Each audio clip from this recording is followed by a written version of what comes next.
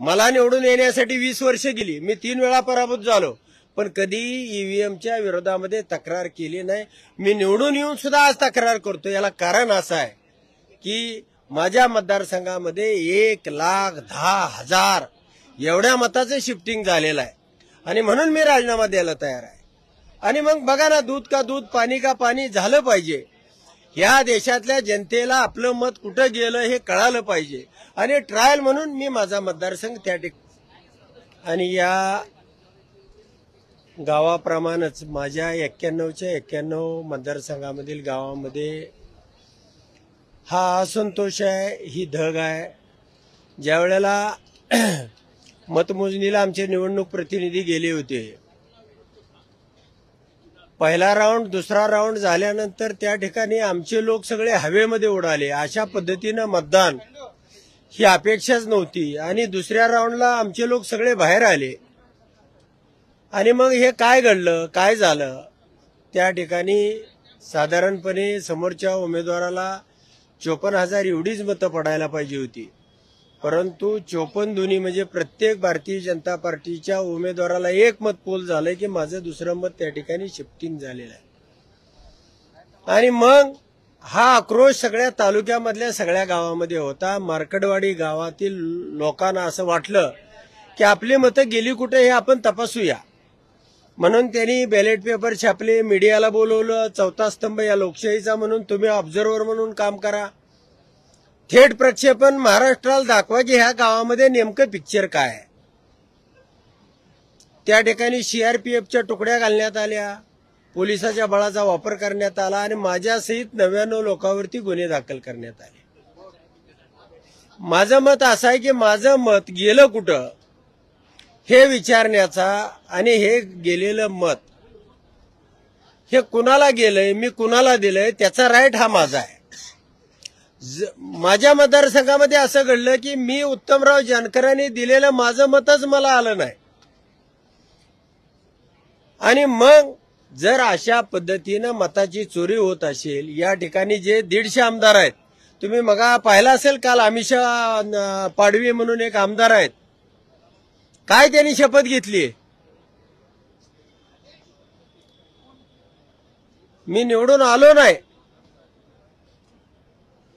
आणि अशा पद्धतीनं तुम्ही अमिषा पाडवींची शपथ काढा। असे अनेक आमदार आहेत की ज्या ठिकाणी यांना याची बिलकुल स्वप्नात असल्यासारखं त्यांचं काम चालू आहे सभागृहामध्ये।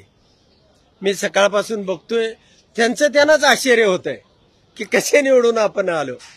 आणि मग जर कोणतीही मशीन असेल, जगामधलं कुठलंही साधन असेल, माझं मत माझा तो संविधानिक अधिकार आहे, मूलभूत अधिकार आहे आणि माझं मत कुठं गेलं हे शोधण्याचाही मला अधिकार आहे आणि तो अधिकार मला घटनेनं दिलेला आहे आणि ते मी शोधल्याशिवाय राहणार नाही। यासाठी मी माझ्या आमदारकीचा सुद्धा त्याग करायला तयार आहे। मी निवडणूक आयोगाला उद्या सांगण्यासाठी जाणार आहे की त्या ठिकाणी माझ्या मतदारसंघाची फेरनिवडणूक लावा आणि बॅलेटवरती मतदान घ्या। तुम्ही बॅलेटवर मतदान घेत असाल तर आम्हाला बघू द्या नेमकं या तालुक्यामध्ये या पद्धतीचं मतदान झालंय का नाही, तुमचीही खात्री होईल। निवडणूक आयोगाला अडचण काय आहे?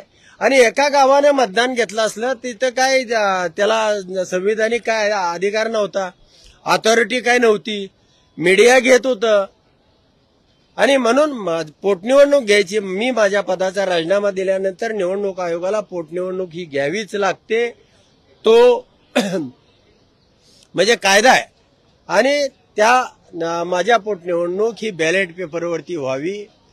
निवडणूक आयोगाला याची चिंता का वाटते, का हे करत नाही? आणि निवडणूक आयोग असेल, सुप्रीम कोर्ट असेल, त्या ठिकाणी हा उत्तमराव जानकर न्याय मिळवल्याशिवाय राहणार नाही। नक्कीच आमच्या 91च्या 91 गावांनी ठराव केलेला आहे। मार्कडवाडी गाव हे 1400 लोकांचं ऍफिडेव्हिट त्या ठिकाणी करायला तयार आहे। तालुक्यामधले 1,75,000 एवढे वोटर हे सह्या करून निवडणूक आयोगाला कळवणार आहेत की आम्ही मतदान उत्तमराव जानकरांना केलं होतं। मग उत्तमराव जानकरांना 1,21,000 एवढी मतं पडलीच कशी?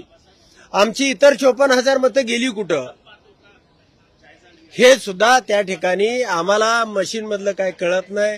व्हीव्हीपॅट कसं वॉशआउट केलं जातं, ड्युएल कसं छापलं जातं, त्याच्यामध्ये काय हेरापुरी होती. आम्ही काही IT इंजिनियर नाही. माझा खेडूत मतदार तर कोसो दूर आहे या इंजिनिअरिंग पासून. आणि मग त्याला त्याचं मत कुठं गेलं हे निवडणूक आयोगानं दाखवणं, या भारत सरकारनं दाखवणं त्यांचं कर्तव्य आहे. आणि ते कर्तव्यामध्ये जर कमी पडले तर या देशामध्ये अराजकता पसरेल. हे देशाला, हे आपल्या राज्याला परवडणारं नाही. हे 50 वर्ष राज्य पुन्हा देश पाठीमागे जाईल. आणि यासाठी निवडणूक आयोगानं ही प्रक्रिया करावी.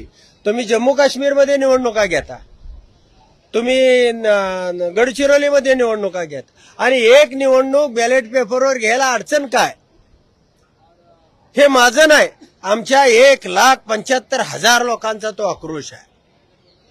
नुसते एवढ्याच नाही, महाराष्ट्रातल्या सगळ्या, कराडमधल्या मगाशी मी कुठेतरी पाहिलं, त्याही गावानं ठराव केलेला की आम्ही यापुढे या गावामध्ये ईव्हीएमवर मतदान करणार नाही. म्हणजे लोकांमध्ये जो उद्रेक आहे, या कोणतंही सरकार असेल ते लोकांसाठी असलं पाहिजे. लोकशाही पद्धतीनं कुणीही निवडून येऊ द्या. मला निवडून येण्यासाठी 20 वर्ष गेली, मी 3 वेळा पराभूत झालो, पण कधी ईव्हीएमच्या विरोधामध्ये तक्रार केली नाही. मी निवडून येऊन सुद्धा आज तक्रार करतो. याला कारण असं आहे की माझ्या मतदारसंघामध्ये 1,10,000 एवढ्या मताचं शिफ्टिंग झालेलं आहे. आणि म्हणून मी राजीनामा द्यायला तयार आहे. आणि मग बघा ना, दूध का दूध, पाणी का पाणी झालं पाहिजे. या देशातल्या जनतेला आपलं मत कुठं गेलं हे कळालं पाहिजे. आणि ट्रायल म्हणून मी माझा मतदारसंघ त्या ठिकाणी या निवडणूक आयोगाला ट्रायल म्हणून द्यायला तयार आहे, राजीनामा देऊन द्यायला तयार आहे.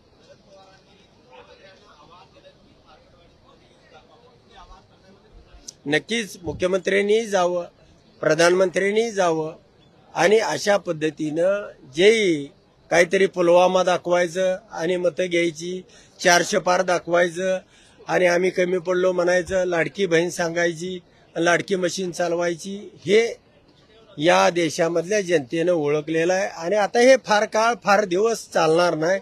यामध्ये कोणत्याही परिस्थितीमध्ये निवडणूक आयोगाला ही आयोगाची स्वायत्त भूमिका घ्यावी लागेल. आणि ती नाही घेतली तर सुप्रीम कोर्टाला घ्यावी लागेल. त्याशिवाय या देशामध्ये गत्यंतर राहिलं नाही, असं माझं मत आहे.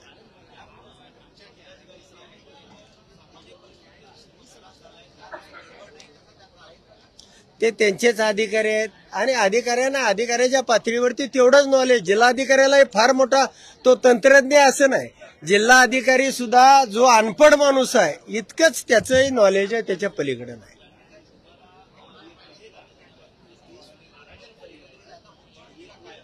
नाही, नक्कीच मी काय वकील मंडळींना उद्या पवार साहेबांसोबत आहे, त्या ठिकाणी चर्चा होणार आहे. निवडणूक आयोगाकडे जात असताना काय आम्ही 100-50 खासदार त्या ठिकाणी, राहुल गांधीजी येणार आहेत, मार्कडवाडीलाही राहुल गांधी भेट देणार आहेत. त्यांच्या दौऱ्याचे स्ट्रक्चर त्या ठिकाणी डिझाईन तयार होतंय, कशा पद्धतीनं असावा, काय असावा. नक्कीच उद्या परवा 8-15 दिवसामध्ये तुम्हाला पिक्चर तुमच्या समोर क्लिअर मिळेल. नाही, मी इलेक्शन कमिशनला पत्रच देतोय. या सगळ्या ठरावांचं काही पेपर आमचे, या लोकांचं मार्कडवाडी गावातलं जे गाराण आहे, ह्या सगळ्यावरती तुम्ही बॅलेट पेपरवर निवडणूक घेण्याच्या अटीवरती मी राजीनामा निवडणूक आयोगाला देतो. नाही, पवार साहेबांनी विशेष सल्ला देण्याची गरज नाही. मी लोकशाहीचा घटक आहे. मी आमदार नव्हतो तरी मी संघर्ष करत होतो. आणि आजही मी या जे माझ्या बाबतीत घडलं ते या राज्याच्या बाबतीमध्ये, देशाच्या बाबतीमध्ये घडता कामा नये, याच्यासाठी जागरूक नागरिक म्हणून मला त्या ठिकाणी काम करणं हे माझं कर्तव्य आहे.